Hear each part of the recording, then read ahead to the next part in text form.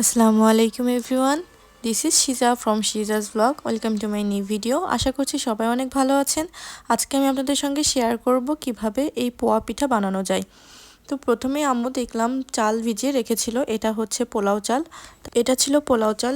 বেশ কিছুক্ষণ ভিজানোর পর আম্মু পাটাতেই বেটে নিচ্ছিল। তো ভালো করে সুন্দর করে গুঁড়া করে নেওয়ার পর চালনা দিয়ে চেলে আবারও সেটা গুঁড়া করে নিচ্ছিল। এভাবে অনেকক্ষণই সময় লেগেছিল, আমিও আম্মুকে একটু হেল্প করেছিলাম। সবগুলো গুঁড়া তৈরি করার পর পিঠাটা তৈরি করতে হবে। দেখুন আমি এটা চালনা দিয়ে চেলে নিচ্ছি। চালটা গুঁড়া করার পর এখন ডোটা তৈরি করে নিতে হবে। এখানে আম্মু পর্যাপ্ত পরিমাণ পানি, লবণ এবং গুড় দিয়ে এটি তৈরি করেছিল। দেখুন ঘনত্বটা কেমন হয়েছে আপনারা দেখেই বুঝতে পারছেন। এরপর একটি কড়াইয়ে তেল গরম করে একটা একটা করে এই পিঠাটা তৈরি করে নিতে হবে। মাশাআল্লাহ পিঠাটা খুব ভালোভাবে ফুলছে, তার মানে বুঝতে হবে যে গুলাটা একদম পারফেক্ট আছে। প্রথমে যদি ঠিক না হয় তাহলে কিছুটা পানি দিয়ে অথবা কিছুটা গুঁড়া দিয়ে ঠিকঠাকভাবে করে নিতে হবে। ঘনত্বটা ভালো না হলে পিঠাটা পর্যাপ্তভাবে ফুলবে না, আর পিঠা না ফুললে দুধে ভেজানোর পরে সেটি নরম হবে না। তো এইভাবে অনেকগুলো পিঠাই বানানো হয়ে গেছে, প্রায় সবগুলাই হয়ে গিয়েছে। এখন এটি ভেজানোর জন্য দুধটা রেডি করে নিতে হবে। তারপর আম্মু ভালো করে দুধটা জাল করে নিচ্ছিল।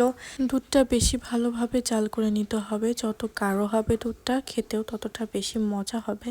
তাই আম্মু অনেক সুন্দর করে ভালো করে জাল করে নিচ্ছিল যাতে দুধটা অনেকটা ঘন হয়ে যায়। তো দুধটা জাল দেওয়ার পরে এটি একটা গামলায় ঢেলে নিয়েছিল। দেখুন কত সুন্দর সর পড়েছে। তারপর এখন গুড়টাকে জ্বালিয়ে নেবে, তাই কিছুটা পানি দিয়ে গুড়টা দিয়ে ভালো করে জাল করে নিচ্ছে। এখানে কিছুটা গরম মশলা আর মানে দারুচিনি যেটাকে বলে সেটা দিয়েছিল, আর এলাচের ফল দিয়েছিল, তাহলে একটা সুন্দর ফ্লেভার আসবে। তো তারপরে নামানোর পরে একটি হাঁড়িতে, ছোটো হাঁড়িতে একটু দুধ আর একটু গুড় মিক্সড করে দেখছিল। দুধ অনেক সময় নষ্ট হয়ে যায় গুড়ের কারণে, তো এখানে ঠিক ছিল, তাই আর কোনো সমস্যা হয়নি। পরে আম্মু গামলার মধ্যে সবটুকু গুড় ঢেলে দিয়েছে দুধের মধ্যে। তো রসটা রেডি হয়ে গিয়েছে, এখন সবগুলো পাকান পিঠা এর মধ্যে দিয়ে দেওয়ার পালা। এই তো সবটুকু দিয়ে দিচ্ছিল। এখন এটি ভালো করে ভেজে যাবে আর নরমও হয়ে যাবে।